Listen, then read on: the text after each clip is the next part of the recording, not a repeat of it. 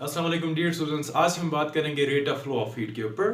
Rate of flow of heat से मुराद यूं है कि अगर किसी भी जगह से 1 सेकंड के अंदर हीट चला जाए तो उस अमाउंट ऑफ हीट को हम rate of flow of heat कहते हैं। 1 सेकंड के अंदर हीट का चले जाने को, जितना हीट चले जाता है उसको हम rate of flow of heat कहते हैं। Mathematically rate of flow of heat से मुराद Q डिवाइड बाय टाइम है। Rate of flow of heat का मतलब मैथमेटिकली Q का मतलब हीट डिवाइड बाय टाइम का मतलब time.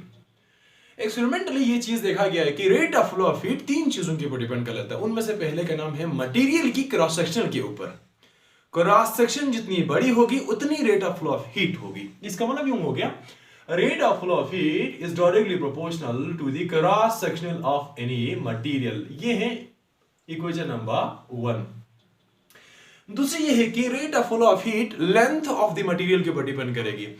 Length of the material जितनी छोटी होगी उतनी rate of flow of heat ज्यादा होगी।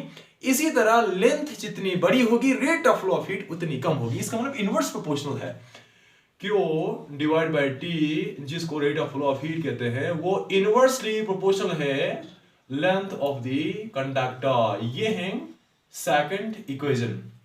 अगर मैं बात कर दूं टेम्परेचर के ऊपर किस तरीके से डिपेंड करेगी, तो rate of flow of heat temperature difference के ऊपर डायरेक्टली प्रोपोर्शनल करेगी। कहने का मतलब यूं, अगर किसी भी मटेरियल की एक जगह बहुत ही हॉट जबकि दूसरी जगह इतनी ही कोल्ड, इसका मतलब यूं है कि वहां पर टेम्परेचर डिफरेंस है। इसका मतलब हीट तो जरूर फ्लो कर जाएगी। इसका मतलब यूं हो गया, जितनी टेम्परेचर डिफरेंस है उतनी rate of flow of heat है। इसका मतलब यूं हो गया, Q डिवाइड बाय टाइम, जिसको rate of flow of heat कहते हैं मैथमेटिकली, ये डायरेक्टली प्रोपोर्शनल होगा। सपोज हो गया T1, जिसको मैं कहता हूं हाई टेम्परेचर, डिफरेंस का मतलब नेगेटिव साइन, T2 का मतलब the temperature at the cold position. अगर मैं इसको इक्वेशन नंबर 3 कहूं तो क्या आप इसको कंबाइन कर सकता है? Q डिवाइड बाय T, देख रहे हैं Q divide by T, Q divide by T, तीनों भी प्रोपोर्शनलिटी के साइन है। इसका मतलब यूं हो गया कि मैं यहां से देखूं तो Q डिवाइड बाय T तीनों में है। अगर मैं कंबाइन कर दूं तो Q डिवाइड बाय T ऐसे ही, जिसको rate of flow of heat कहते हैं, which is proportional to the what, पहला आ गया यहां से लेंथ, अब यहां से एरिया 1/L नीचे है, तभी तो मैं इसको यूं कर रहा हूं 1/L कर रहा हूं। इसी तरह T1 minus sign T2 proportional ऊपर है, इसका मतलब मैं इसको यहां पर लिख रहा हूं T1 माइनस साइन T2 यहां पर लिख रहा हूं। और आप सबको ये चीज पता है कि अगर मैं इस प्रोपोर्शन को हटा दूं तो दो चीज आता है, एक का नाम है इक्वल और दूसरे का नाम है प्रोपोर्शनलिटी कांस्टेंट, जिसको मोस्टली के कहते हैं।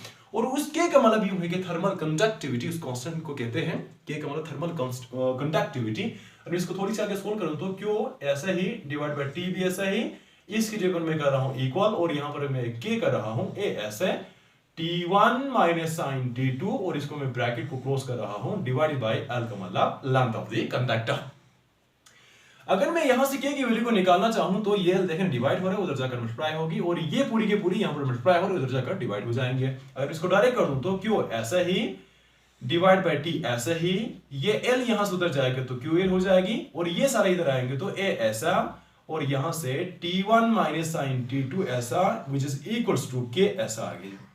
इसके को thermal conductivity of the material कहते हैं। इसके बारे में एक चीज बता दूं तो ये हर मटेरियल का फिक्स्ड होता है, लेकिन मटेरियल टू मटेरियल ये वेरी कर जाता है, खत्म। और it depends upon the nature of the material, right. यूं मैं इसको आगे कर दूं तो QL ऐसे आ गया डिवाइडेड बाय, मैं तरतीब से लिख लेता हूं, A का मतलब A, T का मतलब T, 8 आ गया T1 माइनस साइन T2 ऐसे ही। अगर मैं इसको तरतीब से लिखूं तो K यहां पर आ गया। देखा ना, इस K को thermal conductivity of the material कहता है। मटेरियल का मतलब यहां पर कंडक्टर मुराद है। थर्मल कंडक्टिविटी हमेशा कंडक्टर की होगी और ये मटेरियल टू मटेरियल अलग अलग होंगे, मगर हर मटेरियल का ये फिक्स्ड होंगे। तो ये छोटी सी डिस्कशन थी rate of flow of heat के ऊपर। हमने स्टार्ट कर the rate of flow of heat से। कहने का मतलब यूं, 1 सेकंड के अंदर जितनी हीट चला जाए तो हम उसको कहेंगे rate of flow of heat कहते हैं। Rate of flow of heat 3 चीजों के ऊपर डिपेंड कर लेते हैं। उनमें से पहले का नाम है cross sectional area A, length of the conductor और दूसरा temperature difference between the two ends of the conductor. और इस तरह करते करते के की वैल्यू निकाल दी गई। और इस के बारे में एक चीज यही, जिसको मैं रिपीट कर रहा हूं, आपको पहले से पता ये चीज, इस के को हम क्या कहते हैं, constant of proportionality for the thermal conductivity कहते हैं। और ये मटेरियल टू मटेरियल अलग अलग, मगर हर कंडक्टर का सिर्फ और सिर्फ एक ही थर्मल कंडक्टिविटी होता है। Thank you very much.